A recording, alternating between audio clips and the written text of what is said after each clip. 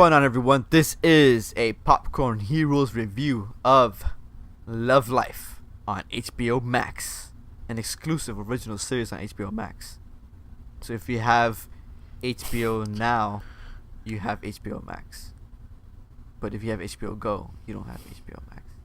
It's a confusing thing. I know. And if you have HBO to your cable provider, you have HBO Max. I think so. Now you do. I think. You do. That's how I have it. Nice. So I am Armando. With me today is God's Plan Orlando. Yo. So we finished watching Love Life. It premiered at the launch of the HBO Max. It dropped 3 episodes every week. So it just finished this past week, I think it was, alright, Orlando? Right. So we finished watching it. As usual, we're gonna do a brief summary of the show, a premise, if you'll say, and then we're gonna give our small thoughts about it, and then we're gonna jump into the deep zone and talk about all the show and the spoilers. Orlando, give me the premise. So the premise of Love Life follows a young woman named Darby Carter, and in her early 20s, and I think it starts off in 2015. The year is. No, I think it started way, but before that. I'm not sure the year, but back. It pretty much chronicles basically her love life and essentially like her first love throughout her final love. That's it. Nice, yeah. man. I loved it.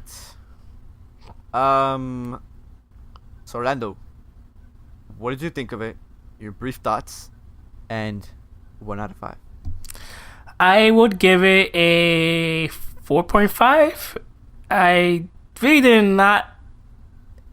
can't pick really much to not like about it, honestly. Maybe some of the side stories like that doesn't focus on like the relationships are possibly the weakest. But overall the show is just really good. It's very charming.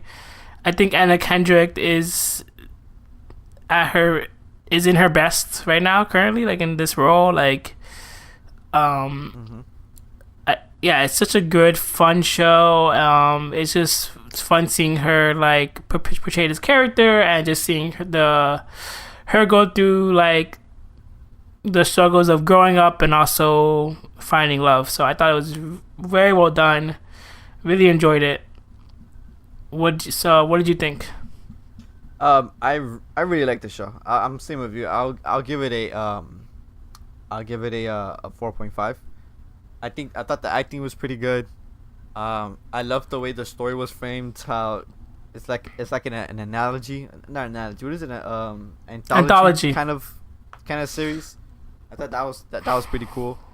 I love the narration that happens in the show. It gave me the vibes of, like I was telling you, like Stranger Than Fiction, of how the story is kind of narrated, like an outsider perspective, and it kind of gives you hints or talks about how their life is going and shit like that. I thought that was pretty cool. I really enjoyed that aspect of it. And like you said, Anna Kendrick was probably like the best I've seen her in this show. She was definitely like, I didn't see Anna Kendrick. I saw Darby essentially. Like I didn't see Anna Kendrick in this show, and I kind of, got really sucked into the whole series. And it's a short one. It's only like 30 minutes. And it was just very interesting show. I really enjoyed it. I think I think it did really well in terms of like, because there's Netflix have all the episodes you can watch, and then HBO's kind of doing all or just a little bit. It really is playing with that format. So it's kind of doing what Hulu does, but it's giving you more than one episode, so it's not week by week. I think they hit the sweet spot, honestly, the way they release 3 episodes a week, an hour and a half of your day. It's not this engrossing show that you're like, oh, I wonder what happens next. It's just like a fun, light show that you can just take in and then the next week comes and you're 3 more back. So I really like the format they did it in. I'm not sure if it's better to binge at all, but the way they did it, it kept reminding me to go back to HBO Max. So it was good enough that it kept making me want to open up the app and go back to it, especially for an app that's still brand new and it's not as bloated as every other server so far. So that's pretty good. I think that's a good way of doing it, because then what you want is people to go, not just binge one thing and leave, but you want them to constantly go back. And I think they nailed it in terms of like streaming platform. I think they nailed exactly the way it should be. I think preferably for viewers is Netflix. Obviously, the Netflix model, just have it all there and you watch at your leisure. But for a service that's trying to get people in, I think that's the best way to do it. You trickle it little by little, and then you get people to come in every week, and then obviously they stay there because they can, well, I'll watch something else, and then they're just stuck on the service. Yeah, so I thought it was a good. I thought it was a good way. That release schedule. Yeah, I agree. They weren't gonna do that, but they needed content. Yeah. And so they decided, like, oh, we need to give people somebody the reason to have it or sign up. So they jumped into the 3 episodes a week. But I think it worked. I think it actually really, really worked. I would like them to do that for their next HBO Max show. I know HBO has because HBO runs on cable, so they still have to release weekly and stuff like that. But on their next exclusive, they should definitely do that. Yeah, for their Max shows, like maybe their 1 hour shows, release 2 a week, and so on and so forth. Because you still have an audience that likes that binging, that sense of binging. So you can't alienate them either. So yeah, I did like the way it was. But yeah, it's good. Let's dig into the show. Yeah. So spoilers. I mean, before we start with the spoilers, Orlando, would you recommend it to someone? Yeah, if you're a fan of romantic comedies, 500 Days of Summer, those kind of like flicks, then this is definitely up your alley. This scratches that itch of seeing people fall in and out of love. So I really liked it. Yeah, I would recommend it too, and especially if you have HBO Max. Figure it out if you do, and if you do, you should definitely watch the show. I highly recommend it. You will enjoy it. Then let's get into it, Orlando. Spoilers ahead. If you haven't seen the show, pause it and come back. But if you have seen it, join us. And if you don't care, join us. We're going to talk about the show. Spoilers ahead. We're jumping in. Spoilers. Spoilers. Spoilers. Spoilers. Spoilers. Spoilers. All right, Orlando. Let's get into it, man. How did you...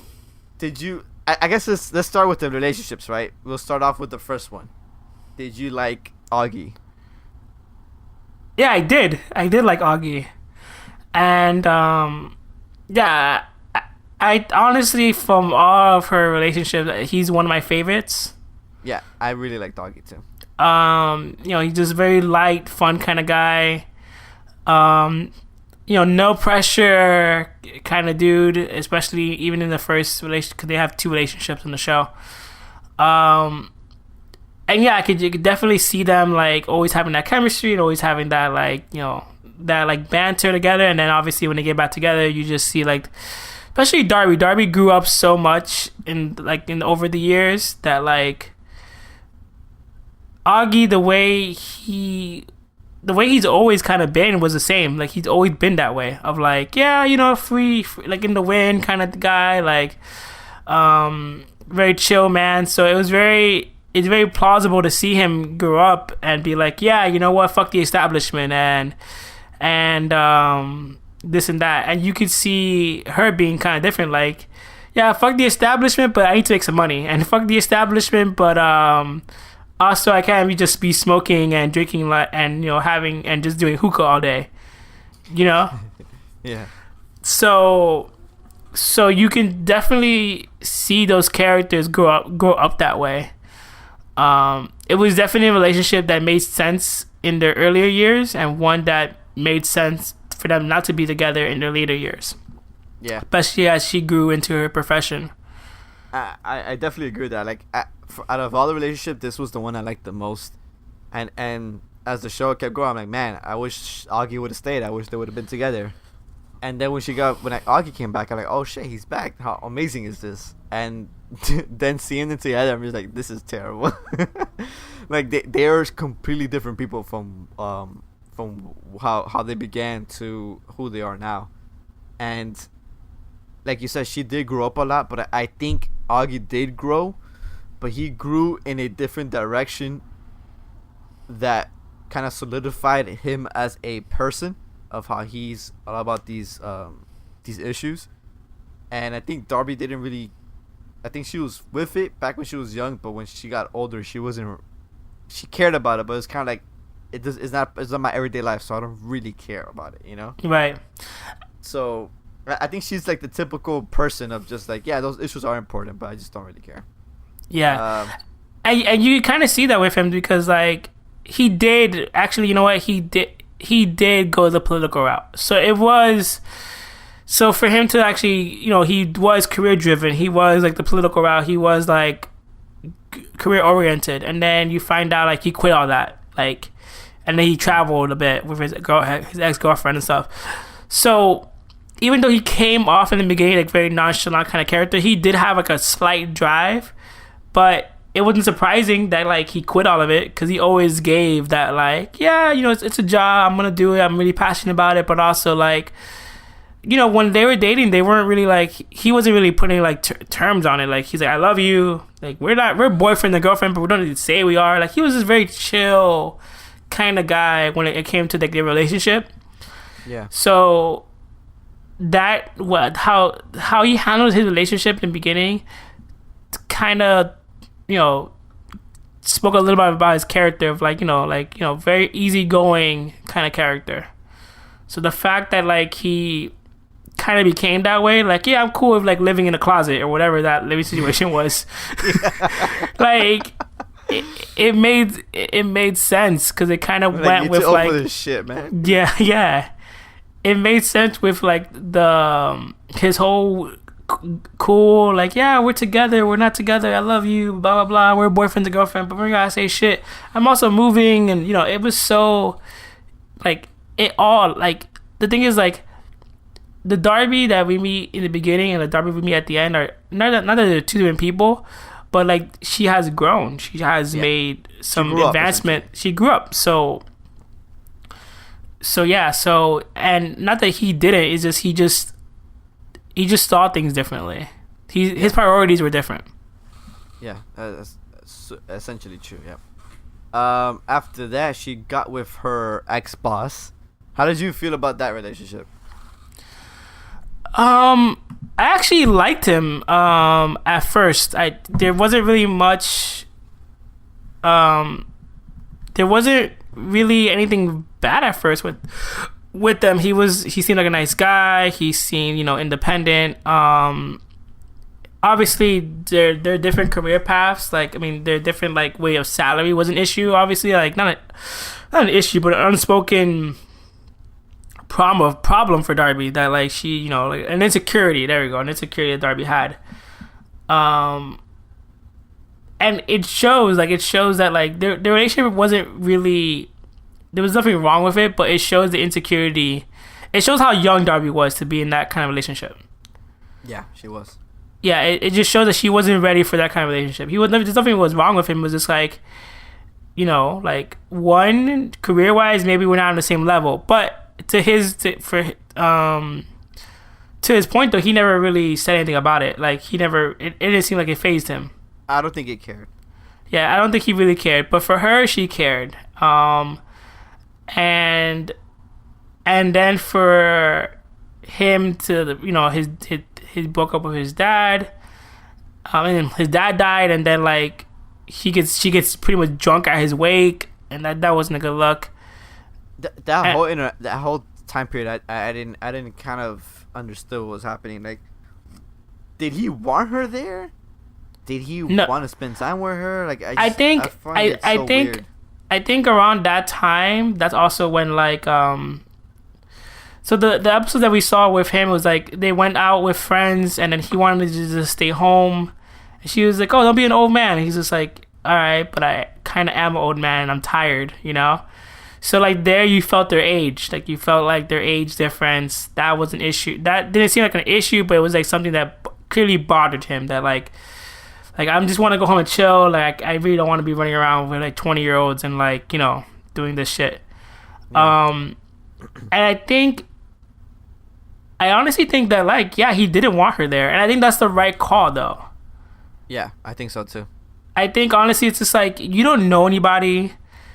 I don't really need you there. Like, this is more a family matter. Like, you know, like I have so many people to support me in this regard. If you come, you're just gonna be a distraction for me. Like, I have to take care of you or like make you feel like you're not alone, even though I have everybody coming up to me and like trying to be support me. But I think Darby was just so insecure of like losing that, or like, oh, I need to be the good girlfriend, or I need to be there for him, that she didn't realize that like not being there for him was being there for him. They wouldn't have broken up if she wasn't there. Or if she would have just read the room and left. Because I feel like if you're in a relationship, you would typically assume your significant other would go to these type of things, especially if it's a quote unquote serious relationship. Unless they saw each other as not serious, then there's no reason why you would be there. But if you saw each other as a serious relationship, you would have your partner would go to those things.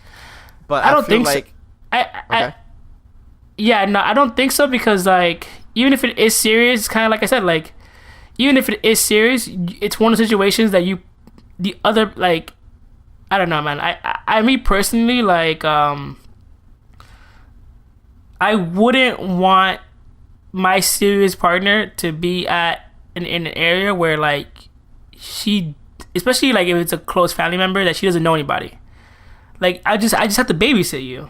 Like it really is like down to that. Like I don't care how serious you are. Like this moment is not about you or you being there for me.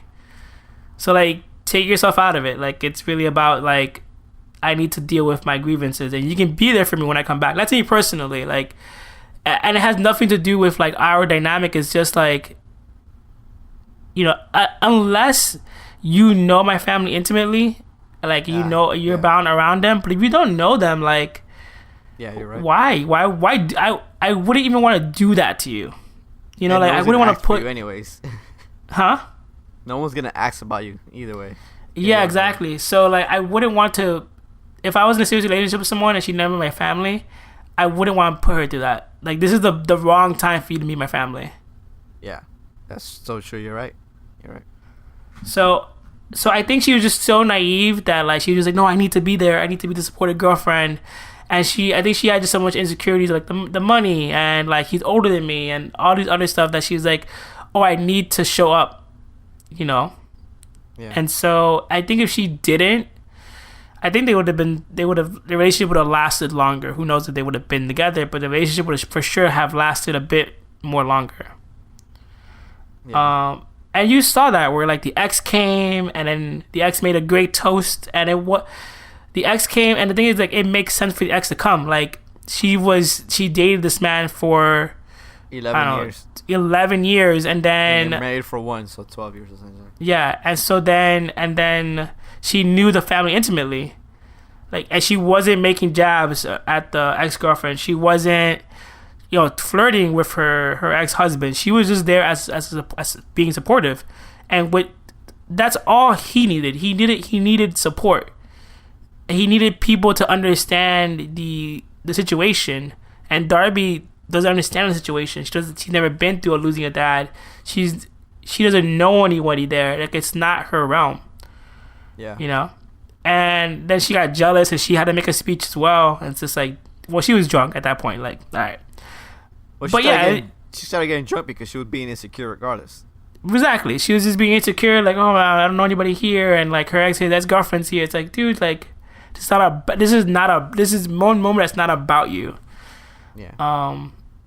And so so you saw like the downfall of that, and it's understandable that they broke up. It's like, yeah, it was expected. It was expected. I liked him, but also she wasn't ready for that kind of relationship. Nah, she wasn't. It was too grown for her at that moment. I think if Agreed. we would have met Darby at the end, if she would have met him at the end, I think she probably would have been fine with that relationship. Yeah. Now we go on to Danny Two Phones. What did you think about that whole scenario? It's weird because like the show keeps setting up of like relationship after relationship after relationship. That like the way the show is even like told narrated to you. Yeah, because it's an anthology series about people who she dated. So you feel that like every person she meets is going to be a big like story. Yeah. And this guy is basically like the rebound dude, the guy I fucked to get over everything or to move on. I liked him honestly. Like he was sincere. Like it was a perspective that we don't normally see from men, I guess, in a show. Of a guy essentially looking for love. Not that for a guy. The story of being somebody's rebound, but from a guy's perspective, from like the girl rebounded you. Okay. I don't think we really get that. We usually see at least in TV, we usually see the other way around. Like the guy sleeps around with women and then he doesn't really care about them, and then uses them as rebounds or whatever, and then he finds love of his life. We usually see that story play out. We never see it the opposite way of like, yeah, like a girl, not that she was sleeping around, but she uses someone as a rebound, and then the guy's perspective or the guy's mindset, we never see it that way around. So I thought that was pretty interesting. And because I think she says it, or the narrator says it, of like, yeah, why can't I be selfish in this moment and like just have sex to have sex? Like, why does it have to be something? And that's fine. That's totally valid. It's totally true. I just think that like obviously they weren't on the same page of like he just saw it as something different. Yeah. Like I say, he was looking for love. He wanted to find the next person for him. He was broken up with his ex-girlfriend for a few years now, and like he couldn't get over her. And then he found this girl that really smitten him, and yeah, in a way she was the rebound as well. In a way, like she was his rebound, but the thing is like he got hooked on the fact that like no, he hasn't slept with anybody else except for her. So like I think that's like the difference there. Like she was okay with letting that go, but he was just like, wow, this must matter because you're the only person I could do this with that wasn't my ex. So that's a big deal. Yeah. So I think that's also like why he put so much emphasis on it. I did like the character though. I did like that. I liked how he was. I thought he was really cool.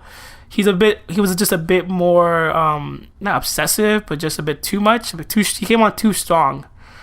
Yeah. At times that could be like a slight turnoff depending on like who you're dating or talking to. It was for Darby for sure.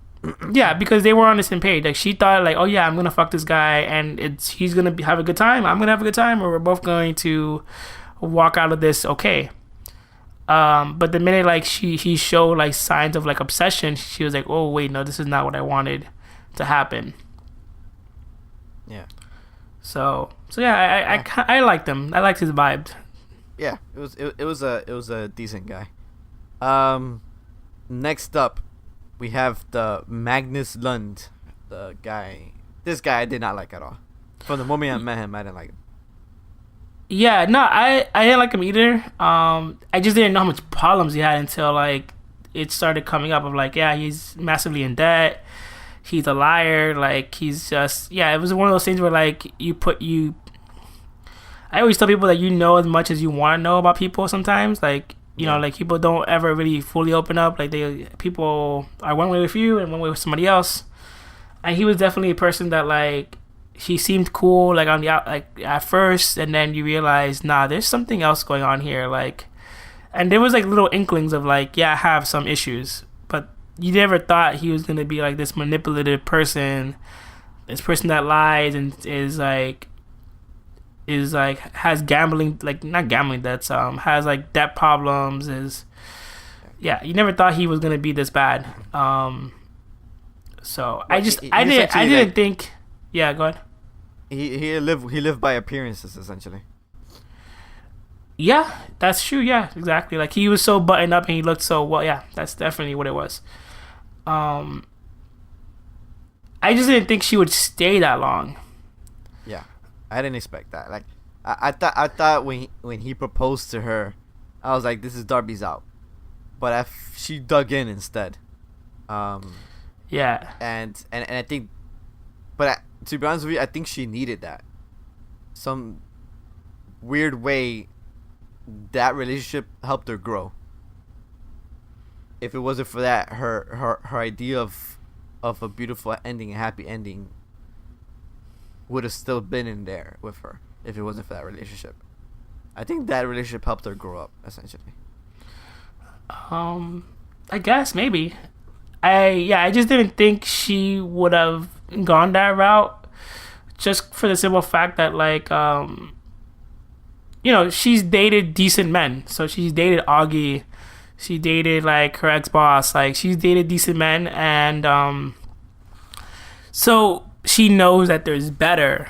So the fact that she was like, nah, you know what, I'm going to like stay here, it's kind of weird. Especially like it kind of like she like kind of like snaps out of like her hypnosis when she sleeps with her friend who's like a lawyer. Her old high school, sweetheart, Luke. essentially. Yeah, Luke, I think, right? Yeah, Luke. Yeah. So when she sleeps with him, she kind of realizes, wow, things could be better. And like I usually, like when I see friends or people I know that they date someone over and over, or like they're in like a bad relationship, I'm always just like, yeah, you're only in this because you have no idea how good it is. And like Darby knew how good it could be, because especially Augie was a good guy, like he was super chill, like they never got into arguments. I think I only see that in real life when like there's a pattern of like just like you accept the bare minimum. So like, yeah, you do like emotional abuse or whatever kind of abuse, and like, you just think this is normal. So yeah, I don't know, that's it. Just so it was just kind of like weird for me to see like a character who should know who should know better.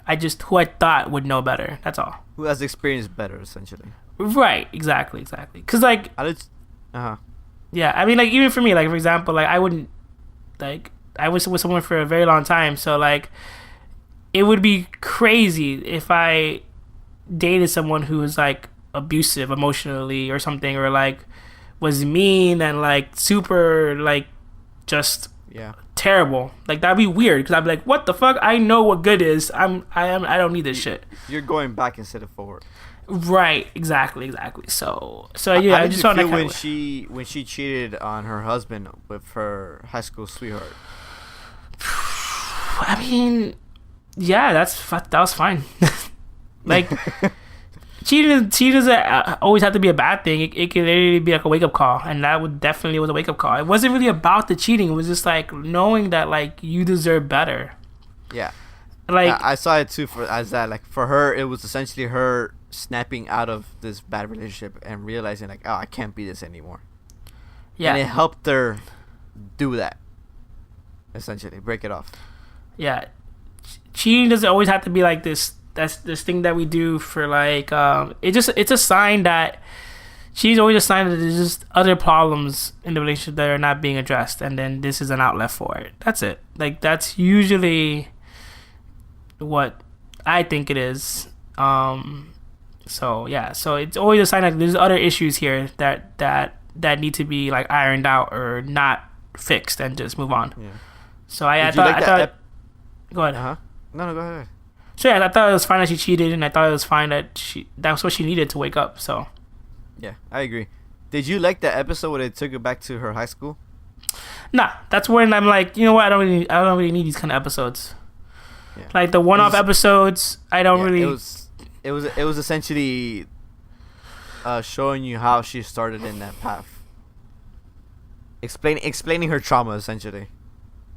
Right, like her dating with what she lied about. Yeah, but do you think she carried that on into like her relationships when she was older? No, because I don't really. Because I think it affects. I think it affects subconsciously, not really consciously. like the reason why she stayed with Magnus instead of leaving him when she realized all this other shit, you know. And I think that Yeah. episode kind of showed you it was a good setup as to introduce you to why she was still with Magnus. Because at the end of that episode, you didn't know that she was with Magnus until the beginning of the next episode, I think. Or no, I think at the end of that episode you saw her with him. So that whole episode was to kind of set up why she was in that relationship with Magnus. Right. So I think that's the only reason why I enjoyed that episode. But apart from that, I didn't care for it.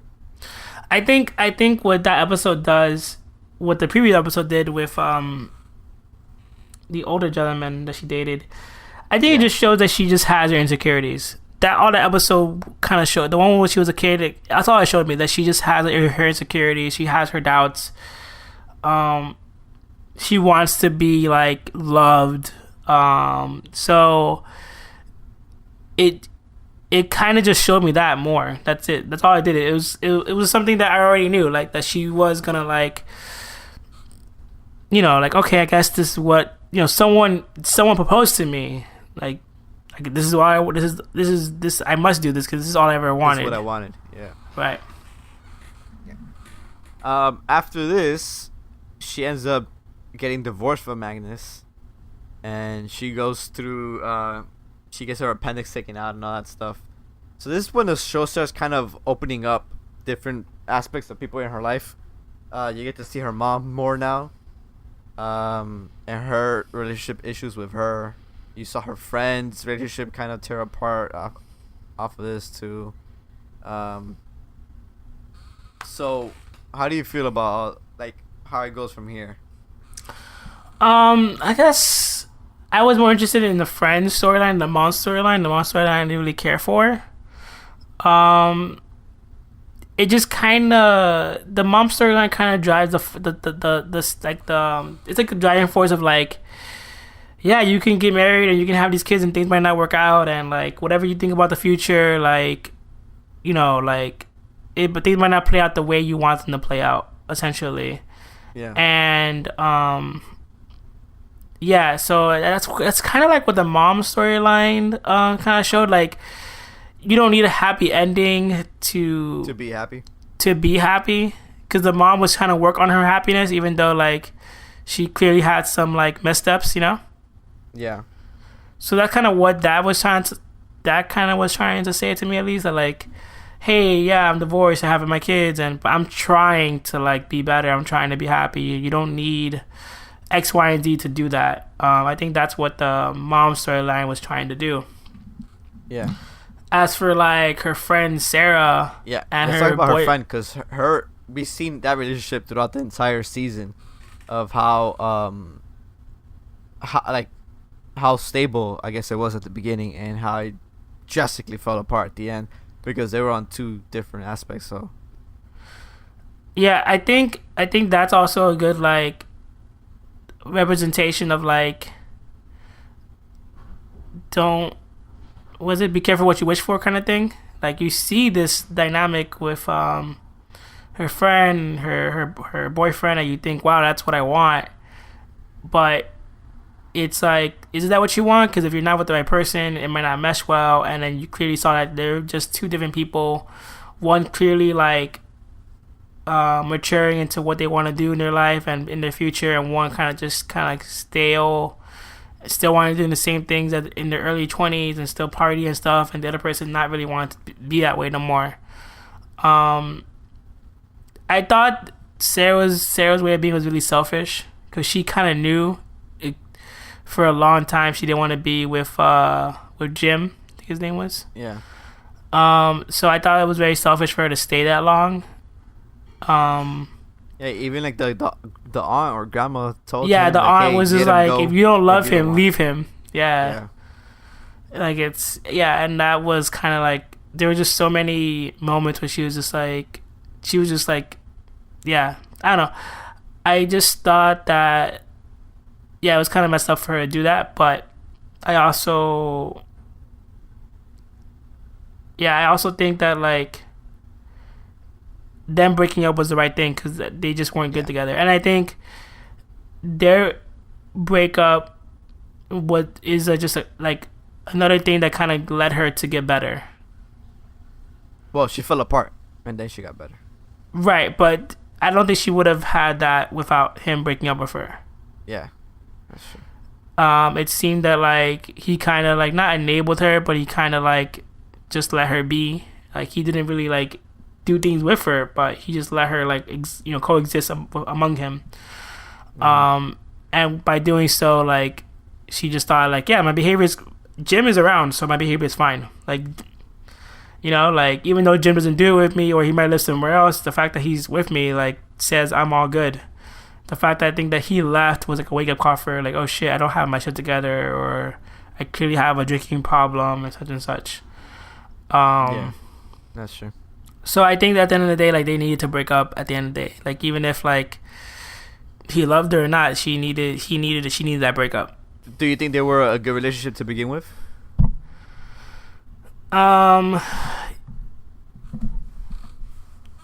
Yeah, I would think so. I think they were a good relationship. I think yeah, I think in the beginning, yeah, but obviously towards the end they just weren't like they were together for a long time, so we don't really know like their beginning, but they seem like a definitely good couple.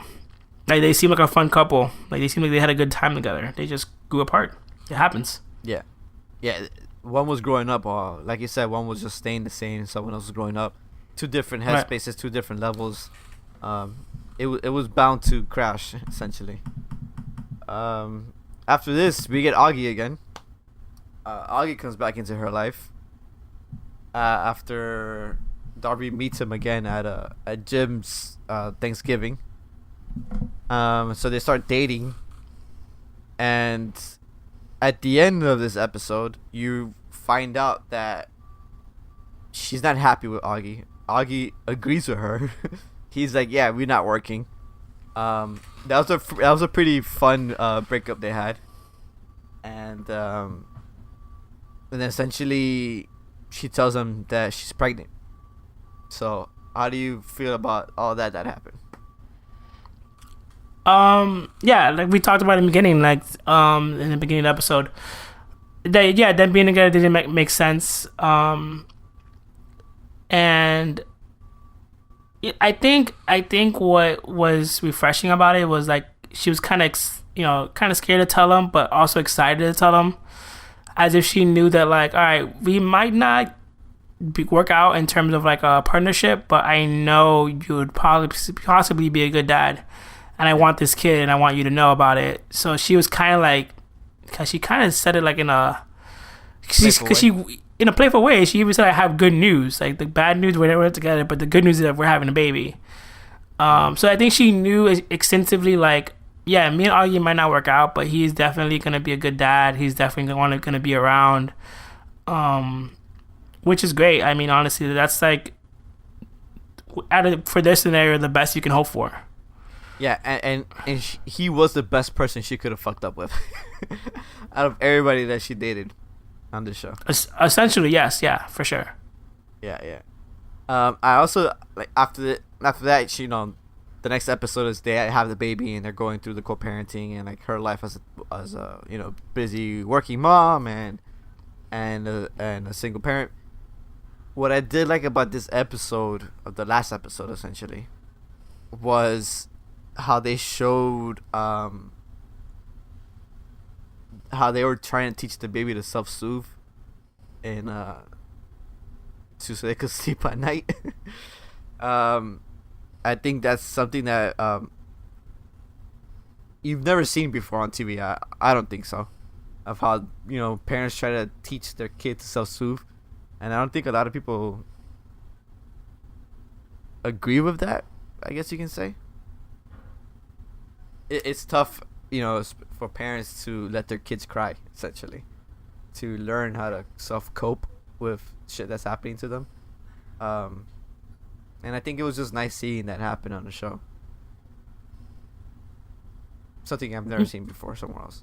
Yeah, I mean, I agree. I agree with that, especially like being in behavior therapy. That's definitely like attention-seeking behavior. Crying is a the crying for attention is definitely what the baby was doing, whether it wanted to be nursed or not. And like they did have a moment where the baby got nursed because she was like, all right, I'm aware that he might need to go eat now, so let me feed him on the regular schedule. But yeah, like it's so hard. I always say it this way with people, like babies cry, like that's their motivation. They cry when they're upset, they cry when they're hungry, they cry for everything. They want attention, they want love, whatever. So as a child gets older, like even around 2-3 years old, it's kind of redundant for you to be like, don't cry, stop crying, when like their whole life essentially that worked. So it's just like, what? Stop crying. I've been crying since I was a baby. Like, I've been crying. That's all I know is crying. So I always tell parents that, like, you have to show them that crying doesn't work. Like, even if you go to a kid and be like, stop crying, and they want attention, that negative attention is still attention. So I agree with you. It's great that they showed that. It's great that they like show that in TV in terms of that. I mean, some people might not agree with it, but eventually that kid's gonna grow up, and if you constantly give them what they want, that's gonna be a problem. So Yeah, for sure. I highly agree with that. I personally did that, you know, but as I was younger than that, so so it was kind of easier because as the kid gets older, it becomes harder to do that because they've been so used to it for like a year or so, more than a year. They're constant, you know, like you said, they cry, you get attention. yeah. And they've gotten so used to that it's kind of harder for them when they get older. So what happens is that when a behavior is established and you start putting it on, when you start ignoring it, it's called planned ignoring, because you planned to ignore them on purpose. We see something called extinction burst. So the behavior gets worse before it gets better. And so if a kid's throwing a tantrum, like a regular kid is throwing a tantrum, and you ignore that tantrum, he's going to get a lot more aggressive. And so you're going to see a spike in that behavior, whatever that behavior is. And if you give into it, then they know, okay, I just have to like turn it up a notch, and you'll give in. So it's very hard. Like I always feel for parents because it's not easy doing that. You know, I see parents all the time give in to like those kind of things because like the tantrum or the crying is worse than what they're used to. So you have to get past that extinction burst, and then you'll see a decline of what, because then kids realize like, oh, this is not working anymore. Okay, let me try something else, or like let me comply with what you're telling me or what you need me to do. So that's why it gets worse when they're older, because they're going through an extinction burst, at least in terms of behavior. Yeah. No, yeah, for sure. So I just like seeing that dynamic. I've never seen it. I've never seen it get portrayed like that in the media. So I was kind of shocked to see it here. And surprised. I wouldn't say shocked, but surprised to see it. And I was like, yeah, and thankfully somebody's showing something that that, you know, I feel it's important for a kid is to learn how to self-soothe from a very young age. Yeah. And plus, you as a parent, you need to live your life too. So you need to be able to know I could put my kid to sleep here, and they'll sleep all night, you know, and I could get to sleep too. So that was pretty cool. And also in this last episode, oh, you gonna say something? Yeah. How did you feel about her like criticizing Augie in terms of co-parenting? She was basically saying that like when it's co-parenting and the woman is pretty much has a baby, pretty much like they expect the woman to do all the parenting and stuff like that, and for the man to just be there like somewhat. Like, what did you think of that perspective in terms of like parenting? Well, that speech her mom said, you know, it's true. It's expected for women is surprised and heroic when dads do it, you know. So it's true, you know. It's a double standard. Everybody knows it is what it is. But when it comes for the Augie stuff, I mean, what do you expect? This guy still lives in a closet with fucking like 5 other guys.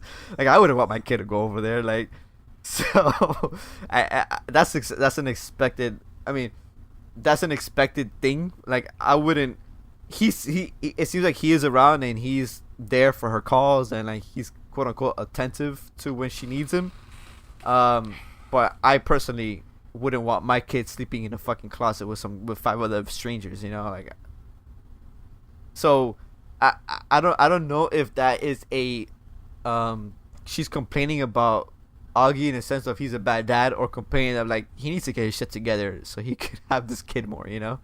So I don't really think she was complaining about him, again, as a dad. I was just complaining about the situation that they're in, you know, or that he finds himself in that he's not getting out of. But he did come with her. He did be he was there when they were doing the self-soothing exercise. So I mean that's a positive thing, you know, that he was there for her and they did it together. And I think that was nice to see that, you know, you don't have to be together in order to share or help each other, share moments or help each other through moments, you know. And I think that's a very positive portrayal, regardless of all the other circumstances around it. Right. Yeah. So in this same episode, after that, or before that, the wedding of Sarah happened. She got married to somebody she met at her AA meetings. And Darby meets a friend of theirs. How did you think about this guy? Grant, right? I think his name was. Yes, Grant. I liked him, dude. I seen this guy in so, I think in a few other things. Last time I saw him, he was a cop. He was also in High Fidelity, which was like a similar show. Oh, I haven't seen that one. About breakups with Zoe Kravitz on Hulu. Yeah, I heard it's good. It's good. It's the same concept, but he's like the main boyfriend. Oh, okay. I really like him. I like him in everything I've seen him in. Like, he's just very charming. Yeah, he's a very, very, very good looking man. I'm not sure if it's like the British, like the accent that just makes him charming. I don't know. But yeah, I mean, yeah, I just like him. I always liked how he comes off on screen, and he's very just charismatic, just like a light skinned Idris Elba kind of dude. Essentially, yeah. He has that sort of vibe to him. Yeah, so yeah, I really like him. They didn't really show much of the dynamic. They kind of just showed them like, kind of like as good friends, like just like they were able to just shoot the shit together. And then, you know, essentially you find out like that's basically the person she ends up with for like the rest of her life, or essentially. Yeah. I felt it was kind of, I like the speech that the narrator was saying when they, you know, at the end when they saw each other again and they were walking with the baby, of how that this wasn't it wasn't explosions, it wasn't like this rush of feelings or a rush to be with this person. It was just, it felt right. It like they were shooting the shit like if something that's always been there, you know. It wasn't the how did they say it? I forgot the speech she said. But I'm just like, damn, that's a pretty good speech that, you know, the narrator said in that moment in time, and I thought it really kind of wrapped the whole thing up pretty nicely. Yeah, I agree, because when it comes to dating, do you think that you go off of that internal feeling of like a spark, or do you just say, oh, I can shoot the shit with someone, so then I'll just keep the ball rolling? Because there are clearly people that you meet where you're like, oh shit, like there's definitely a spark here, and there are people that you meet where you're like, okay, we can keep hanging out, and then eventually it turns into something. Yeah. So yeah, I really like that moment that the narrator said there, and you could tell like it wasn't this crazy thing for her like every other relationship she had. It was just like this very, I wouldn't say safe, but it's very like it's, this person's always been here for like in my life, you know. Like she opened up very easily, and she was there, you know. It just fit type of thing, you know. Right. Yeah. So I really enjoyed that moment, and he's definitely like probably the best one out of everyone she's dated essentially. I mean, you don't really see much of him, so that's hard true. to say. But as in like as a character though, I really liked him. Like, I guess it's because he's because he's a charming guy, I guess. But Yeah, I mean, nah, I give it up to Augie. Like first relationship, Augie was literally like he came out to me as the best one. Obviously, later on it doesn't work out because of like when they got back together, but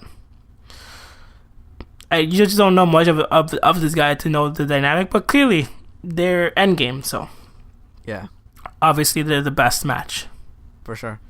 I was reading that this show got greenlit for season 2, but season 2 is not gonna be about Darby.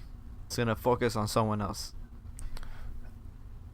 Yeah, that makes sense because this show is about relationships. So it's like, why see her?